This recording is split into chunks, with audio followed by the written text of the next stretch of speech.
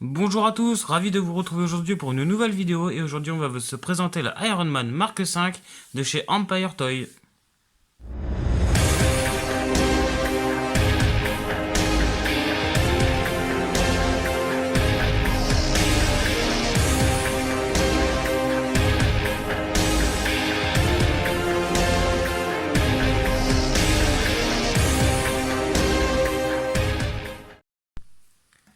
Eh bien, bonjour à tous et aujourd'hui on se retrouve pour la présentation de la Iron Man Mark V.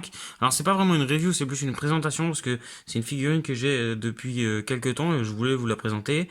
Et c'est un petit peu particulier parce que c'est une figurine que j'ai customisée, c'est-à-dire que j'ai ajouté des Battle Damage, l'effet de combat. Parce que c'est l'Iron Man Mark V.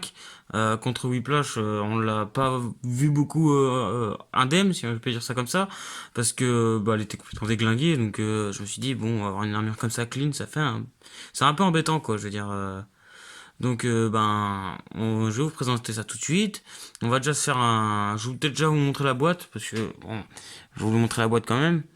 Donc voilà, on a une boîte plutôt jolie, bien plus jolie que la Mark 50. Je vous mettrai la vidéo en suggestion si ça vous dit d'aller la voir, mais vraiment, vraiment très belle la boîte, bien plus belle que la Mark 50, avec Iron Man, et puis tout le tout team, hein, échelle 1 sur 6, Empire Toy, vraiment classique quoi.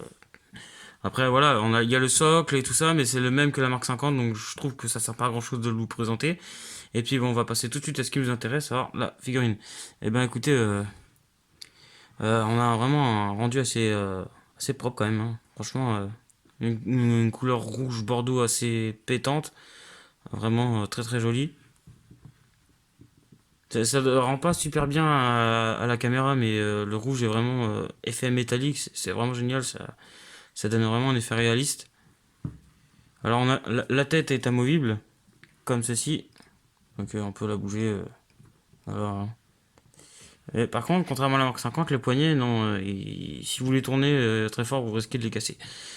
Et voilà, on a une Iron Man Mark V, encore une fois de chez Empire Toy qui, euh, comment dire, m'éblouit à chaque fois. Cette gamme est vraiment une gamme faite pour vous, clairement. C'est une gamme tout à fait incroyable et tout à fait rapport qualité-prix. C'est dingue, quoi. C'est vraiment dingue. C'est vraiment excellent. Alors, on va se faire un visuel de plus près. Hop, comme ceci, les jambes sont vraiment très bien faites, quoi. Après, c'est des jambes, mais bon. Alors là, hop, le petit focus, merci. On a vraiment une figurine vraiment très très jolie. Elle est un tout petit peu plus petite que la Mark 50. La Mark 50 fait 32 cm, celle-là, je crois qu'elle en fait 30. 2 cm, ça fait beaucoup, ça se voit. De toute façon, je vous ferai un petit comparatif à la fin de la vidéo, dans la conclusion. Mais pareil, le réacteur, là, c'est bizarre. Parce qu'on dirait qu'il peut s'allumer, mais il n'y a pas de pile, il n'y a rien du tout. Et ça, c'est dommage. Mais ça fait vraiment effet réacteur, quoi. C'est vraiment très joli. C'est mieux qu'il soit peint blanc ou noir. Moi, je trouve que c'est vraiment. Ça rend vraiment beaucoup mieux comme ça. Et puis là, nous avons notre petit casque. Tout à fait sublime, hein, vraiment. Le paint est vraiment très propre, vraiment très très net. Il n'y a vraiment aucun souci là-dessus. Non, non, c'est. On a encore une fois une Iron Man de qualité. Pour les fans d'Iron Man, je vous dis, mais cette gamme, elle est monstrueuse. Elle est vraiment monstrueuse. Et puis bah, voilà. Alors je vais vous présenter un petit peu le damage que j'ai fait sur cette figurine. Alors déjà on a ici, voilà, une petite ou plutôt grosse rayure. Ça dépend comment on va voir ça. Mais voilà, on a plutôt une grosse rayure avec. J'ai simplement utilisé, j'ai chauffé une lame que j'ai simplement coupée. Et puis j'ai mis un coup de peinture noire et par-dessus la peinture noire j'ai mis un coup de peinture grise métallisée. Et moi, je trouve que ça rend vraiment super bien. Là, pareil, hein, c'est le même procédé. Et vraiment, vraiment, moi, je suis content du résultat. Là, pareil, on en a juste là. C'est vraiment très propre. Ici aussi, Je suis plutôt content. Je suis pas un expert, mais je suis plutôt content du résultat. Il y en a pas trop, ça se voit. Ça reste discret quand même, une fois que la figurine est exposée. Mais on le remarque quand même, et c'est assez joli. Non, vraiment, c'est vraiment très joli. Ici, on a quelques rayures, hein, bah, au niveau de la lame de Whiplash, hein. Non, mais c'est vraiment. Moi, je trouve ça bien fait.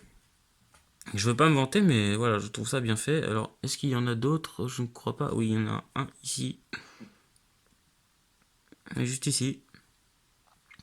Mais non, mis à part ça, on a vraiment une très belle figurine et je trouve que bah ces effets de damage là, ça donne un petit cachet quand même. En plus, c'est vraiment pas facile, pas compliqué à réaliser, excusez-moi.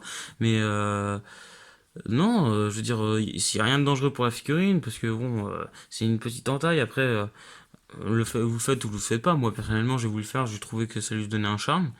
Mais bon, mis à part ça, euh, encore une fois, Empire Toy nous fait une figurine de toute beauté et une fausse hot toy de qualité, quoi. Voilà, quoi. Pas d'articulation au niveau des bras, des jambes, du corps, mais voilà, c'est une statuette à exposer de 30 centimètres et encore une fois, c'est dans les 30-35 euros, frais de port compris. Donc, bah, voilà. Eh bien, écoutez, on va passer tout de suite à la conclusion.